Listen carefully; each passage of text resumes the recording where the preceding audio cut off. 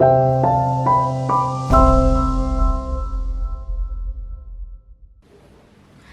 Students, welcome to our YouTube channel Prantik Educare. आज हम MBBS इन बांग्लादेश कैसा है उसके बारे में थोड़ा जान लेंगे। आज हमारे साथ दो expert admission counsellor Shabdaparna Roy and Samragyi Kaur इन लोगों से एमबीबीएस इन बांग्लादेश के बारे में डिस्कस करेंगे। Hello miss Shabdaparna, hello miss Samragyi. Hello. तो आप मुझे ये बता सकते हैं कि बांग्लादेश एज अ कंट्री कैसा है and what is the living standard of the people of Bangladesh? तो देखिए, बांग्लादेश साउथ एशिया के एक बहुत ही डेंसली पॉपुलेटेड कंट्री है, जहाँ का ऑफिशियल लैंग्वेज है बंगाली, और यहाँ का हॉस्पिटेबल कल्चर, फूड और एजुकेशन, स्पेसिफिकली एजुकेशन बहुत ही अच्छा होता है, जो मेडिकल स्टूडेंट्स के लिए बहुत ही अच्छा और बेस्ट ऑप्शन रहता है। और अगर हम लिविंग स्टैंडर्ड्स के बारे में बात करें तो as we all know that Bangladesh is still a developing country, but Bangladesh के जो एवरेज लिविंग कॉस्ट है वो है 10,000। और अगर ढाका सिटी में हम रहते हैं या फिर ढाका सिटी का एवरेज कॉस्ट रहता है, थोड़ा वो ज्यादा होता है क्योंकि ढाका बांग्लादेश के कैपिटल सिटी है। ओवरऑल इंडिया के जो भी स्टूडेंट्स रहते हैं बांग्लादेश में, उनका जो लिविंग कॉस्ट है वो सेम ही होता है इंडिया जैसे। अच्छा, तो वहाँ पे जो 3 मोड ऑफ आपका ट्रांसपोर्ट है, तो what is the 3 mode of convenient one? अच्छा देखिए, अगर मैं बात करूँ तो ट्रांसपोर्ट के बारे में, तो फ्लाइट सबसे ज़्यादा कन्वीनियंट होता है क्योंकि उसमें आपका टाइम बहुत सेव होता है। पर अगर कॉस्ट या फिर बजट की अगर बात करें तो काफ़ी ज़्यादा हाई होता है। तो बांग्लादेश एब्रॉड में एक ऐसा कंट्री है कि आप यहाँ से ट्रेन या फिर बस भी आप एवेल कर सकते हैं। तो बसेस का टाइम बिल्कुल जैसे कि बसेस का टाइमिंग रहता है सुबह 7 बजे। तो अगर कोई स्टूडेंट सुबह 7 बजे का बस अगर पकड़ता है तो लगभग शाम के 4 साढ़े 4 बजे तक वो आराम से मतलब एक दिन के अंदर ही वो पहुंच जाएगा। बिल्कुल। और अगर वो ट्रेन एवेल करते हैं तो कोलकाता स्टेशन से एक ट्रेन है जिसका नाम है मैत्री एक्सप्रेस। वो अगर पकड़ता है तो अप्रॉक्स 5 to 6 आवर्स उसका लग जाता है। पर एक जो ज्यादा बेनिफिट है वो यही है कि एब्रॉड के और जो कंट्रीज है तो उसमें क्या होता है, आपको बाय फ्लाइट ही आपको चूज करना पड़ता है। पर बांग्लादेश एक ऐसा कंट्री है जहाँ पर आप बस या फिर ट्रेन पकड़ के भी आप आराम से जा सकते हैं। ओके मैम, मैं आपसे ये जानना चाहूंगी कि बांग्लादेश के जो कल्चर और ट्रेडिशन है वो कैसा है? तो अगर बात करें तो बांग्लादेश की कल्चर या फिर ट्रेडिशन की, तो वो काफ़ी सिमिलर है इंडिया के जैसे। मतलब वहाँ पर जो ड्रेसिंग सेंस है या फिर जो मतलब ड्रेसिंग स्टाइल होता है वो काफ़ी सिमिलर है। तो एज अ इंडियन स्टूडेंट्स को ज़्यादा दिक्कत नहीं होता है। और अगर बात करें फेस्टिवल्स के बारे में, तो वहाँ पर जो भी सारा फेस्टिवल्स है वो बहुत अच्छे तरीके से मतलब मनाया जाता है। तो मतलब जो एज अ इंडियन स्टूडेंट्स होता है उसको होमसिक वाला वो फील नहीं आएगा कि हाँ घर से बहुत दूर है तो हम कैसे सेलिब्रेट करेंगे। तो हाँ मतलब जो बहुत काफ़ी सिमिलर होता है। अच्छा, तो मैं आपसे एक और क्वेश्चन पूछूंगी, वो है कि बांग्लादेश के वेदर कैसा है? अच्छा, तो वेदर भी एकदम सिमिलर है यहाँ के जैसे। तो मतलब ऐसे बहुत सारे एब्रॉड कंट्रीज है जहाँ पर या फिर एक्सट्रीम कोल्ड या फिर एक्सट्रीम हॉट होता है। तो जैसे कि हमारे यहाँ का जो वेदर है इंडिया का, तो वो होता है कि विंटर भी मॉडरेट रहता है और समर भी मॉडरेट ही रहता है। तो वो अगर यहाँ से जाए कोई ऐसा एक कंट्री जहाँ पर बहुत एक्सट्रीमली कोल्ड है, तो क्या होता है, तो स्टूडेंट वहाँ पर नहीं रह पाते, तो उसका तबीयत खराब हो जाता है। तो जैसी तबीयत खराब हो जाता है तो वो फिर से यहाँ पर लौट आते in the middle of the course. तो वो बहुत एक बड़ी दिक्कत हो जाता है। तो बांग्लादेश में ये एक चीज बहुत अच्छा है कि मतलब यहाँ पर जो क्लाइमेट है वो एकदम सिमिलर है। तो मतलब एकदम पूरा इंडिया जैसा ही है। बिल्कुल सिमिलर है। तो स्टूडेंट्स का पहला चॉइस बांग्लादेश रहता है ये सारी रीजंस की वजह से ही। ओके, सो बेसिकली मैं आप दोनों से यही पूछना चाहूंगी कि एमबीबीएस इन बांग्लादेश कैसा है और उसमें जो एमबीबीएस कोर्स ड्यूरेशन है वो मतलब कितने ईयर तक होगा, क्योंकि बहुत से स्टूडेंट्स का ये क्वेरी रहता है कि ऐसा कोर्स ड्यूरेशन होगा या नहीं। और एग्जाम का जो पैटर्न है उसमें क्या क्या सब्जेक्ट उनको पढ़ना पड़ेगा, फर्स्ट ईयर बोलिए सेकेंड ईयर बोलिए, तो आप अगर ये डिस्कस करेंगे तो। एमबीबीएस इन बांग्लादेश एक बेस्ट ऑप्शन रहता है एस्पायरिंग मेडिकल स्टूडेंट्स के लिए, जिसका पहला रीजन ये है कि FMG रेट बहुत हाई रहता है बांग्लादेश में। और दूसरा रीजन ये रहता है कि जो भी स्टूडेंट्स वहाँ पे पढ़ने जाते हैं इंडिया से या फिर किसी भी कंट्री से वहाँ पढ़ने जाते हैं, तो उन लोगों को ज्यादा स्ट्रगल नहीं करना पड़ता है, क्योंकि इंडिया का और बांग्लादेश का जो सिलेबस पैटर्न है वो सेम रहता है। और कोर्स ड्यूरेशन के बारे में अगर हम बात करें तो MBBS कोर्स ड्यूरेशन रहता है 5 इयर्स का और 1 ईयर का मैंडेटरी इंटर्नशिप रहता है। तो सिलेबस पैटर्न के बारे में अगर हम बात करें तो सिलेबस पैटर्न जो रहता है तो MBBS का जो कोर्स ड्यूरेशन अभी ये मैडम ने बताया, तो ये जो ड्यूरेशन है इसको टोटल 4 फेजेस में डिवाइड किया जाता है। अच्छा। तो इसमें से आपका जो फर्स्ट फेज रहता है जिसको हम बोलते हैं कि कोर्स करिकुलम, तो ये रहता है टोटल आपका 1.5 इयर्स का। इसमें आपको 3 मेजर सब्जेक्ट पढ़ाया जाता है। पहला आता है आपका सबसे इम्पोर्टेंट ह्यूमन एनाटॉमी, सेकेंड में आपका रहता है फिजियोलॉजी और थर्ड एंड मोस्ट इम्पोर्टेंट जो रहता है बायोकेमिस्ट्री। अच्छा। तो ये होने के बाद जैसे कि आपका बोर्ड जो एग्जाम होता है लाइक 10th 12th, तो वैसा एक बोर्ड्स एग्जाम होता है जिसको हम बोलते हैं प्रोफेशनल एग्जाम। ये रहता है आपका फर्स्ट प्रोफेशनल एग्जाम। इसमें अगर कोई स्टूडेंट्स 80% एंड अबव मार्क्स करते हैं तो उसको उन कॉलेज से 8000 BDT का एक स्कॉलरशिप प्रोवाइड किया जाता है। अच्छा, उनको स्कॉलरशिप दिया जाता है। बिल्कुल। तो ये रहता है पर मंथ 8000 BDT करके पर मंथ उसको ये जो स्कॉलरशिप मिलेगा ना, ये रहता है अप टू 1 ईयर के लिए। तो जो स्टूडेंट्स यहाँ से पढ़ने जा रहे हैं तो उसका लाइक जो डेली लिविंग कॉस्ट है या फिर फूड कॉस्ट है, तो वो लाइक ये स्कॉलरशिप से वो आराम से वो कर सकता है, अवेल कर सकता है, राइट। तो ये हो गया उसका जो फर्स्ट फेज था। सेकेंड फेज रहता है 1 ईयर के लिए। इसमें जो मेजर सब्जेक्ट्स रहता है तो वो क्या होता है, वो आपका हो जाता है मेडिसिन के ऊपर। पहला रहता है आपका कम्युनिटी मेडिसिन, सेकेंड रहता है आपका फॉरेंसिक मेडिसिन के ऊपर। तो ये होने के बाद फिर से एक बार आपका एग्जाम होता है। नेक्स्ट आता है थर्ड फेज में आपको एक साथ बहुत सारा टॉपिक को कवर किया जाता है। जैसे कि इसमें आपका आ जाएगा पैथोलॉजी के साथ साथ जो भी थेरापिक सब्जेक्ट्स रहता है वो भी इसमें आपको पढ़ाया जाता है। इसके थर्ड जो स्टेप है वो ज्यादा बड़ा होगा। बिल्कुल, क्योंकि इसमें आपको थोड़ा डिटेल्स में आपको पढ़ना पड़ता है। अच्छा। तो इसमें जैसे कि मैंने आपको बताया आपका पैथोलॉजी सबसे पहले आएगा, उसके साथ साथ आपको आ जाएगा जो भी लाइक हम थेरापिक जो सब्जेक्ट्स है वो एक अलग डिविजन होता है सब्जेक्ट्स के साथ, प्लस इसके साथ साथ आपको जो माइक्रोबायोलॉजी भी आपको पढ़ना पड़ता है। ये होता है आपका थर्ड। और लास्ट जो सबसे इम्पोर्टेंट सब्जेक्ट रहता है वो होता है आपको फार्माकोलॉजी। तो ये जो थर्ड फेज है, ये थर्ड फेज कंप्लीट करने के बाद फिर से आपको एक एग्जाम देना पड़ता है। अच्छा। जैसे कि मैंने आपको बताया फर्स्ट फेज के बाद जो एग्जाम था वही आपका फिर से थर्ड प्रोफेशनल एग्जाम होता है।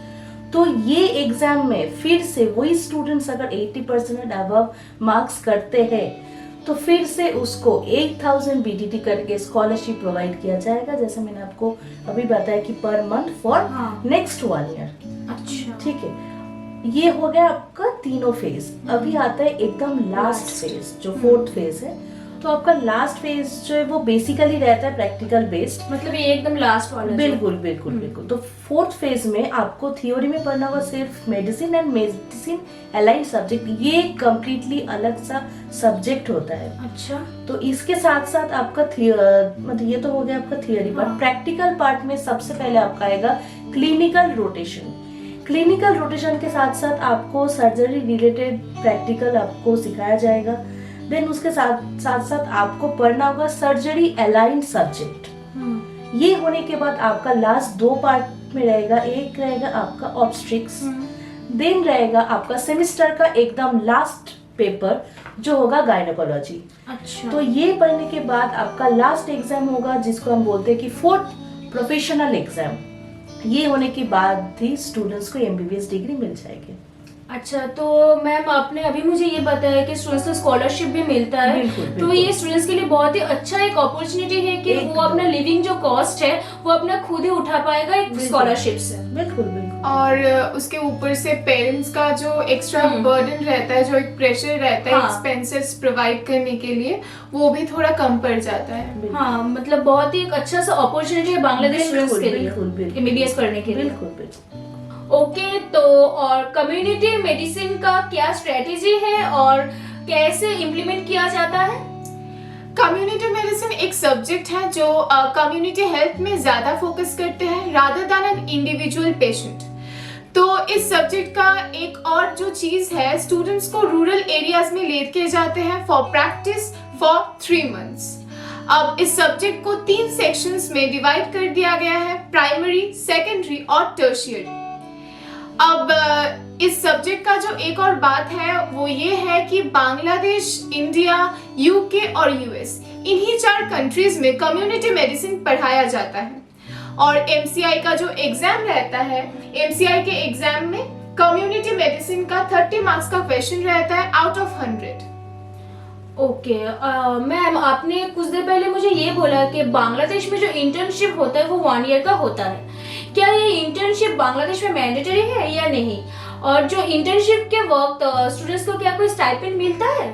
देखिए, जो भी स्टूडेंट्स थे वो 2022 तक जो एडमिशन लिए थे बांग्लादेश में, तो उन लोगों का जो इंटर्नशिप था वो मैंडेटरी नहीं था, लेकिन अभी मतलब 2022 के बाद इंटर्नशिप अभी मैंडेटरी हो चुका है। अच्छा, मतलब 2022 तक जो स्टूडेंट्स एडमिशन लिए थे उन लोगों के लिए इंटर्नशिप मैंडेटरी नहीं था, पर उसके बाद जो स्टूडेंट्स एडमिशन लिए हैं, हाँ, उनके लिए इंटर्नशिप 25 सेशन के लिए या फिर 22 के बाद से ही मतलब वो इंटर्नशिप मैंडेटरी हो चुका है अभी बांग्लादेश में। बांग्लादेश के जो प्राइवेट मेडिकल कॉलेज होते हैं उनका एक और चीज ये है कि हर एक प्राइवेट मेडिकल कॉलेजेस के साथ एसोसिएटेड हॉस्पिटल भी रहते हैं, जिसका एक फायदा ये होता है स्टूडेंट्स को कि इंटर्नशिप के दौरान उन लोगों को हायर किया जाता है उसी हॉस्पिटल से।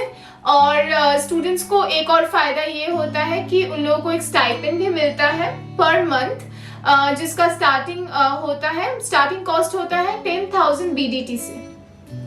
अच्छा, तो क्या आप मुझे बांग्लादेश के कुछ एक्सक्लूसिव कॉलेजेस के नाम बता सकते हैं? अच्छा देखिए, तो मैं अगर बात करूँ तो बांग्लादेश के सारे कॉलेजेस ही इंफ्रास्ट्रक्चर की वजह से बहुत ही अच्छा है। तो आप अगर मुझे पूछते हैं कि कुछ एक्सक्लूसिव कॉलेजेस, तो उसके अंदर में आपका आ रहा है Brahmanbaria medical college, Barin medical college है, आपका popular medical college, BGC trust एक बहुत अच्छा ऑप्शन है, और इस्लामी बैंक भी एक बहुत अच्छा मेडिकल कॉलेजेस है।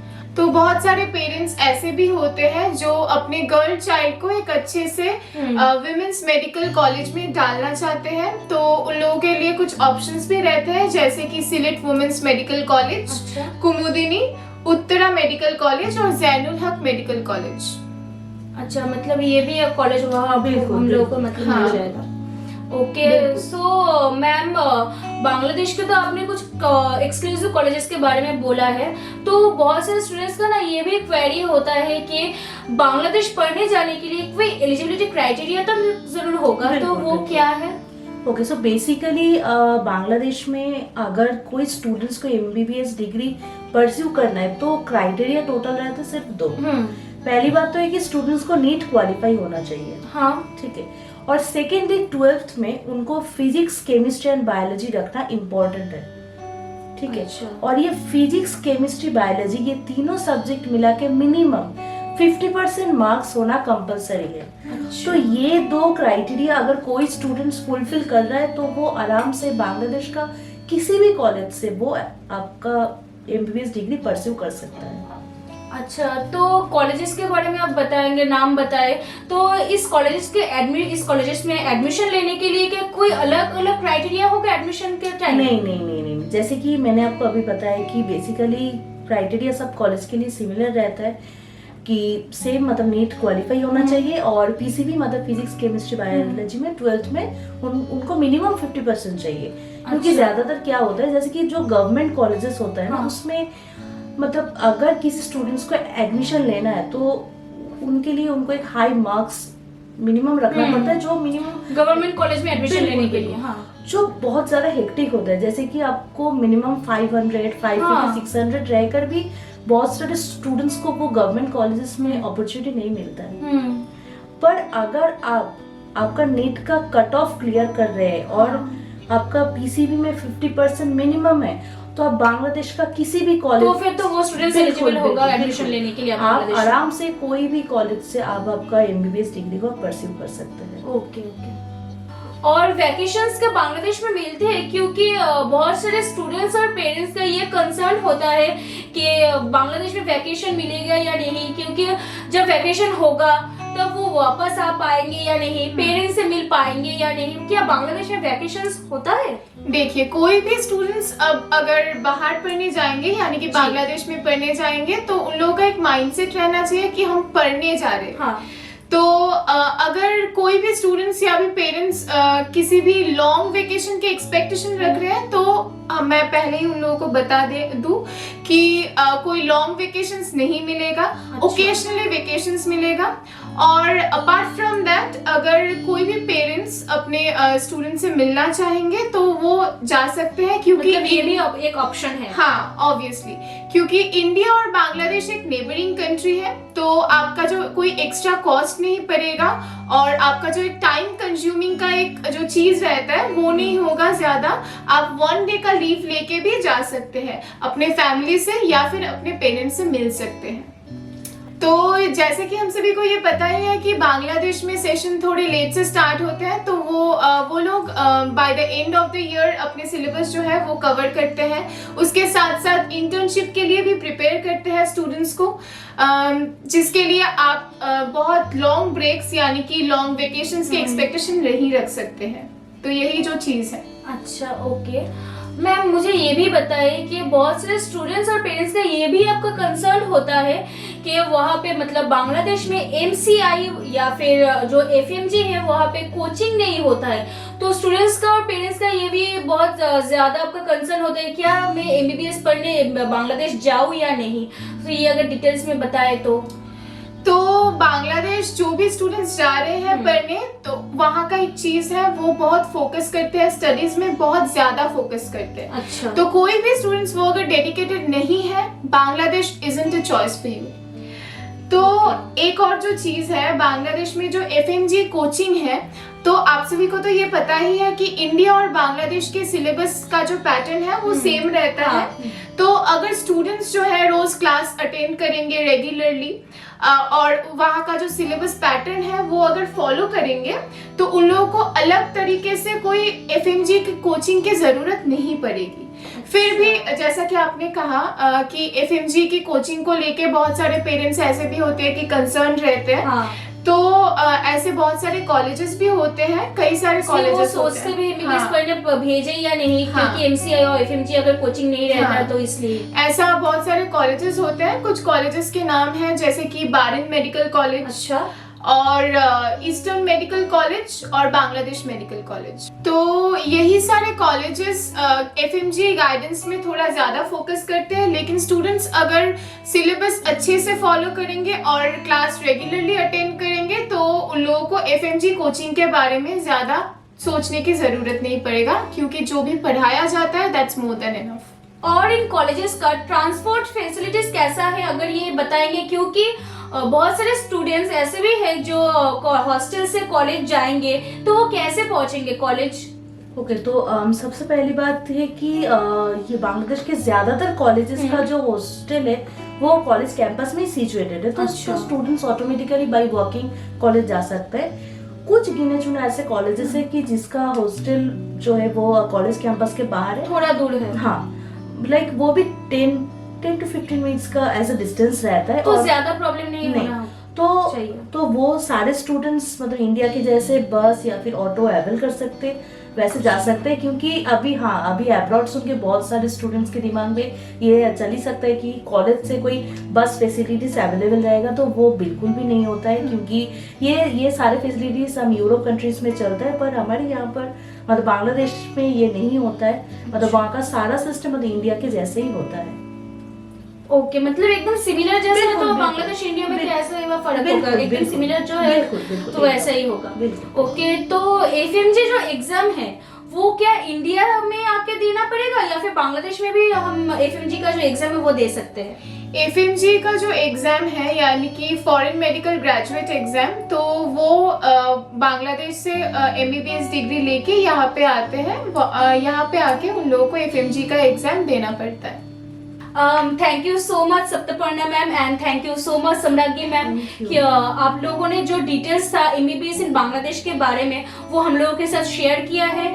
बहुत सारा स्टूडेंट्स और पेरेंट्स का ये क्वेरी रहता है क्यों वो एमबीबीएस पढ़ने बांग्लादेश ही भेजे, उसमें क्या अपॉर्चुनिटी मिलेगा, क्या मतलब आपका ऑप्शंस होगा, ये उन लोगों के माइंड में क्लियर होना बहुत जरूरी था।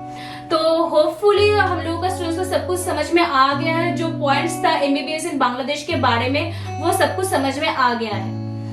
अगर आप लोगों का ऐसे ही और कोई कंट्री के बारे में वीडियो चाहिए तो आप कमेंट सेक्शन में कमेंट कर सकते हैं और एडमिशन के लिए आप डायल कर सकते हैं 7044572414 नंबर पे। Thank you.